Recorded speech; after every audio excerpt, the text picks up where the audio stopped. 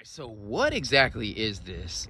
I asked myself the same question. This is a 2022 Hyundai Santa Cruz, and this looks like a tinier Honda Ridgeline that stole the front end of a Jeep Cherokee. You know, you put a couple drops of modernization in it.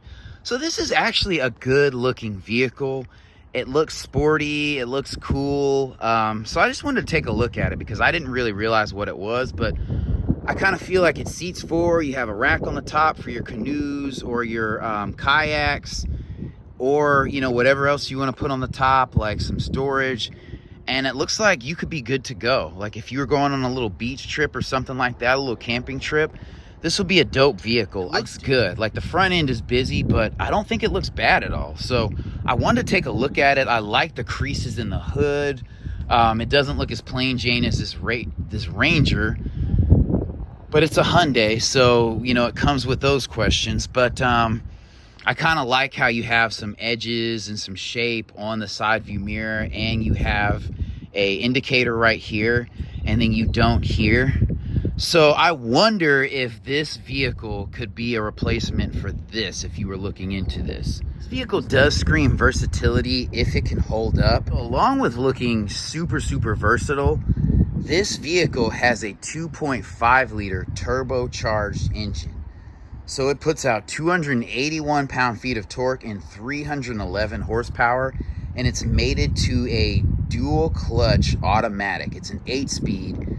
And on top of that, it drives all four wheels. So I am really intrigued by this vehicle. It's not in the same league as this Tacoma. Obviously, this is going to be entirely more versatile, entirely more rugged. I mean, this is in a different class. We're not even doing that. So this is kind of like a car replacement. I imagine this rides more like a car than this vehicle, even though modern trucks do ride like cars nowadays. But I love the look of this vehicle. I don't feel like it has a bad angle. It kind of looks toy-like, but the dimensions are a little bit bulbous, and it has some edges, so it does look, you know, a little bit more grown up. We'll start in the back with the tailgate. It is a soft open tailgate. I will show you that. So it's not an automatic tailgate, but it opens softly. So here is the back of this vehicle with this kind of push back. So there is some utility here. Again, we're looking for versatility versus utility. So we'll go ahead and put this up. And so this is how this vehicle looks. It looks like a small truck, you know, with a bed kind of open and exposed. I like the back. I like that it says Santa Cruz. I think it looks very modern. I like these little step side notches in the bumper. I love the reflectors in the bumper. Like, this is a really good idea by Hyundai. It says Hyundai here. If it can hold up, if the engine can hold up. The lift over here is kind of crazy. I mean, luckily it's a smaller truck, so you can lift stuff over. I'm over 6 feet, so I stand over the bed, but if you're shorter, that could be a challenge. You do have some LED lighting here and LED lighting here. I like to point that out. Some anchor points here. And so, yeah, this is a very usable bed. Like, you could load a washer and dryer in this bed and be okay. You could have some stuff hanging off the back, so I'm not overly concerned with that. I like that these haunches definitely have some plastic cladding over these wheel arches that kind of helps protect the paint. These wheels are going to be here. These are 18-inch wheels, the perfect size. They have a good amount of rubber, and I like the wheels. They look like they look utilitarian. So this vehicle looks very sporty, very modern, and I like it. The door feels solid on this vehicle. I'm kind of shocked. This is hard touch. This is still hard touch. This is all hard touch. This is not an automatic rear window, which is fine. The glass looks standard thickness, maybe a little less than standard. All right, so sitting in the back of this vehicle, there's not a ton of leg room. Like, if you move the seat up, you know, I could ride in this position. I could ride for like 3.5 hours. You know, sitting 3 adults back here would be cramped, but you could do it. There is no charge port back here, no vents, but this is a smaller cabin. You know, these seats feel firm. They're not bolstered. It's somewhat concave up here. I mean, these are kind of like basic truck, hard scratchier kind of seats. I do like the LED lighting you have here. You have a grab handle here. And this is what the cockpit looks like up front. So it's not a bad look at all. You know, you have LED lighting here, and then you have a sunroof in here. So we'll zoom out to get that. We'll take a look up front and then under the engine compartment. Before I do that, though, I will say these cup holders are a great, you know, this is great placement. Here's your speaker grill here.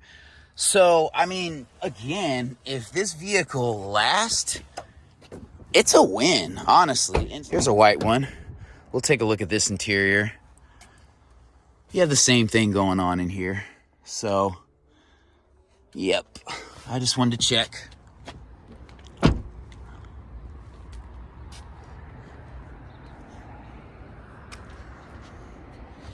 So coming around front, I definitely prefer the look of this one. This is a different vibe. This front almost looks like the EV4 or 5 with this front. So this looks a little bit classier than this. And that's why trim matters on the vehicle and color matter as well.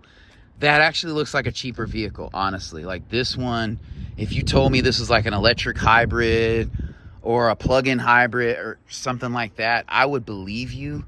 And if you tried to sell me this one, then I might just go to the Ford Ranger, if I'm being honest. This color just makes it pop. It looks that much better to me. But that's just me. A lot of people do buy white cars. So stepping this way, I like that this is textured. I like that there is an omission of chrome. These are all, this is rubbery, but this is kind of textured so it won't fade and crack in the sun like standard cars do. I'm glad there's not a little window here.